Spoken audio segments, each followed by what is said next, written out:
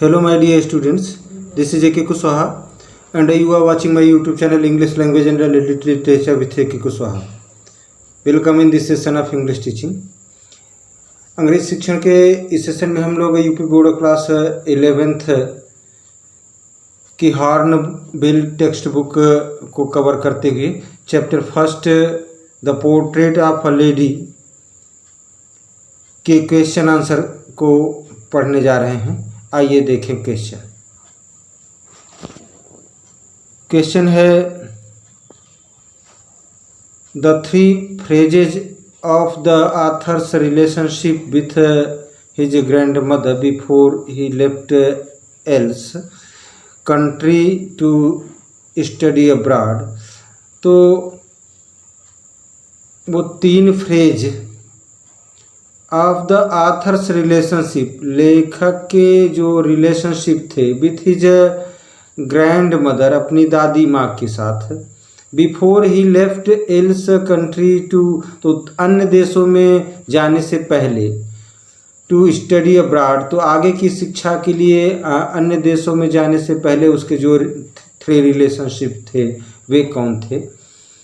Answer the three phrases of the author's relationship with the grand mother before he left the country to study abroad, तो आगे की शिक्षा के लिए जाने से पहले जो लेखक की दादी माँ के साथ रिलेशनशिप थे वो फ्रेज हैं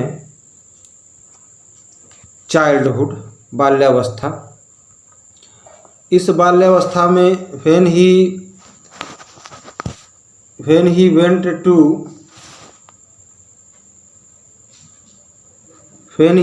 to the village school, जब वह गांव के स्कूल में जाता था, and the grand mother helped him to get ready, और दादी माँ उन्हें तैयार करवाती थी लेखक को, and went to school with him, और लेखक के साथ स्कूल जाती थी।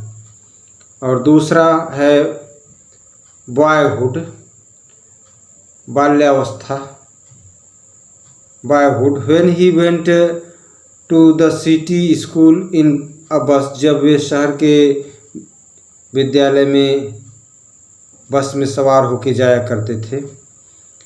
ही shared a room with grandmother, तो दादी माँ के साथ एक रूम में रहते थे। But she could no longer help him in his studies, लेकिन अब वे उनके अध्ययन में उनकी मदद, लेखक की मदद नहीं कर पाती थी।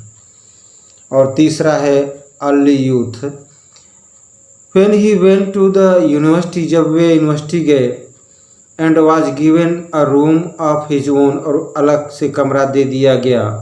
The common link of friendship was snapped, तो जो मित्रता की नाजुक लिंक थी, कड़ी थी, स्नैप्ड कट गई, टूट गई। नेक्स्ट क्वेश्चन है the three reasons why the author's grand mother was disturbed when he started going to the city school. तो तीन कारण कि लेखक की दादी माँ क्यों परेशान हो गई when he started going to the city school, जब वे शहर के विद्यालय में पढ़ने जाने लगे।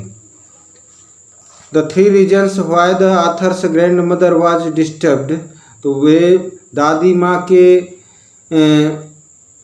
डिस्टर्ब होने के तीन कारण when he started going to the city schools are, तो जब लेखक शहर के विद्यालय में पढ़ने जाने लगे तो दादी माँ क्यों दुखी हुई, उसके तीन कारण।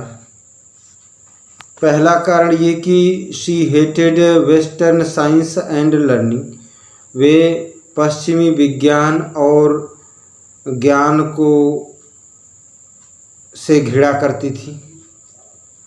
दूसरा she was sad to know that there was no teaching of God and scriptures there, और दूसरा कारण ये कि स्कूल में भगवान के बारे में और धार्मिक ग्रंथों के बारे में वहाँ कुछ नहीं पढ़ाया जाता था। और तीसरा कारण ये कि she did not like music, उन्हें म्यूजिक संगीत पसंद नहीं था। She thought it was no meant for decent people, वे सोचा करती थी कि ये सभ्य लोगों, भद्र लोगों के लिए नहीं है। एंड जेंटल फॉक, तो सज्जन लोगों के लिए, सम्मानित लोगों के लिए और सज्जन लोगों के लिए नहीं है। It was the monopoly of prostitute and beggars, तो ये केवल वेश्याओं और भिखारियों के लिए है। नेक्स्ट क्वेश्चन है 3 ways in which the author's grandmother spent her days after he grew up, तो वे 3 तरीके in which the author's grandmother spent her days after he grew up, जब लेखक बड़े हो गए तो लेखक की दादी माँ अपने समय को कैसे बिताया करती थी। The 3 ways in which the author's grandmother spent her days after he grew up are, तो जब लेखक बड़े हो गए तो उनकी दादी माँ अपने समय को कैसे बिताती थीं, वे 3 तरीके। पहला तो she lived alone in her room, वे अकेले अपने कमरे में रहती थी। और दूसरा ये कि she set at her spinning wheel reciting prayers, तो वे अपने चरखे के साथ बैठी और सूत काटती और प्रार्थना बोलती रहती थी। और तीसरा ये कि इन द आफ्टरनून, दोपहर के बाद, she would feed the sparrows for half an hour, दोपहर के बाद आधे घंटे वे गौरैयाओं को भोजन खिलाती थी, दाना खिलाती थी। नेक्स्ट क्वेश्चन है the odd veg in which the author's grandmother behaved just before she died, वे विचित्र तरीके in which the author's grandmother, जिसमें दादी माँ, लेखक की दादी माँ behaved, व्यवहार किया just before she died, अपने मृत्यु से पहले, वो odd ways क्या थे। जस्ट बिफोर हर डेथ, अपने मृत्यु से पहले, she refused to talk to them, तो अपने मृत्यु से पहले वे अर्थात उनकी दादी माँ उनसे बात करना इनकार कर दी। She had left to pray the previous night while she was singing songs of homecoming and beating the drum, तो घर वापसी के गीत गाने और ढोलक बजाने के पूर्व संध्या पर उन्होंने प्रार्थना छोड़ दी थी। शी इग्नोर्ड दियर प्रोटेस्ट, और जब उन लोगों ने विरोध किया था तो उसको उन्होंने इग्नोर कर दिया था, नज़रअंदाज कर दिया था, उधर ध्यान नहीं दिया था। शी ले पीसफुली इन बेड, तो वे शांति से बिस्तर पर लेटी रहीं। Praying and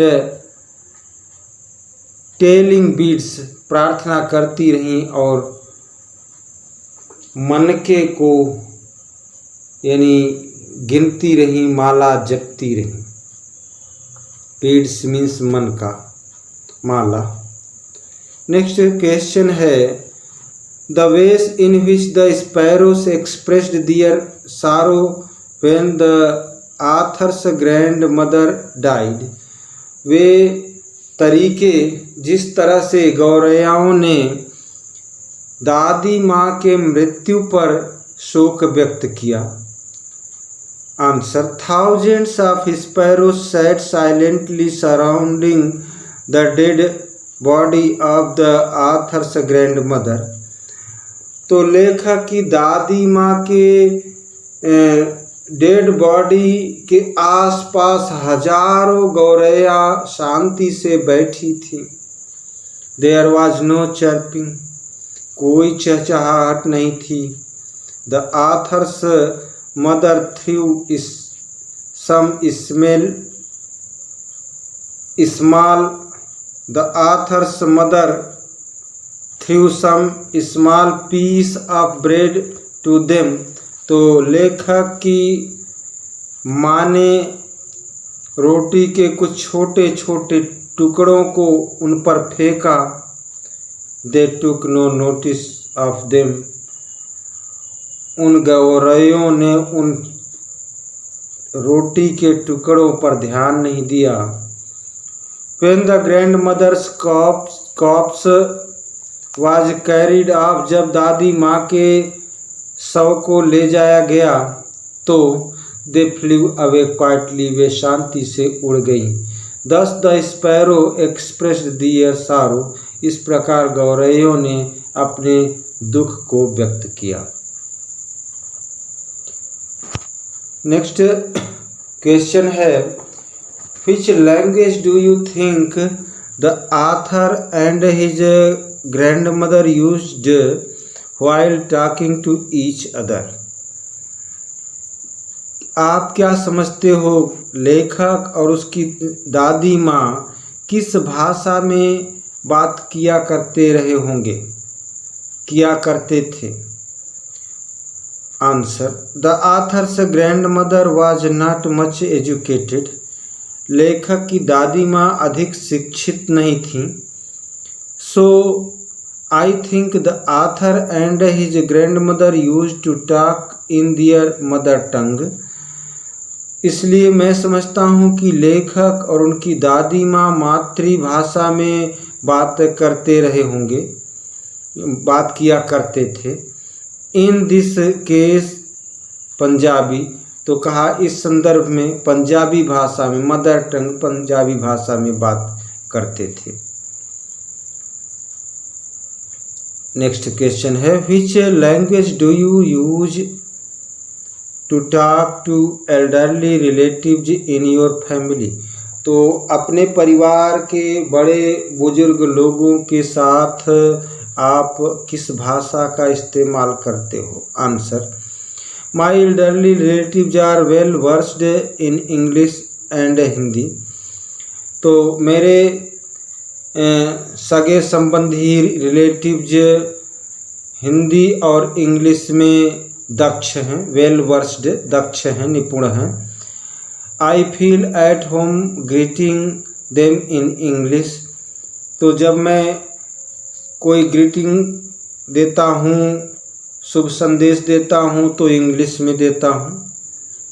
but like to converse with them freely in Hindi. लेकिन उनसे बात करना स्वतंत्र रूप से हिंदी में पसंद करता हूँ। Next question is, what is the expression used in your language for a dilapidated drum? What is the expression used in your language? तो आप अपनी भाषा में कैसा एक्सप्रेशन यूज करते हो? फॉर अ डिलेपिएटेड ड्रम, झोल झाल ढोल के लिए। तो the expression used in our language for a dilapidated drum is फटा पुराना ढोल। तो जो भाव हम अपनी भाषा में यूज करते हैं डिलेपिएटेड ड्रम के लिए, वो है फटा पुराना ढोल, या कभी कभी फटहा बास की तरह चिल्ला आप शुरू कई दे है, ऐसा भी लोग कह देते। तो नेक्स्ट क्वेश्चन है, can you think of a song or poem in your language that talks of home coming? क्या आप सोच can you think of a song, क्या आप एक गीत या कविता अपने भाषा में सोच सकते हो, that talks of home coming, जो कि घर वापसी के गीत हों। There are many folk song, folk song means लोकगीत, फोक मीन्स लोक होता है, सॉन्ग्स मीन्स गीत। तो कहा कि ढेर सारे लोकगीत हैं, एंड पोम्स और कविताएं हैं।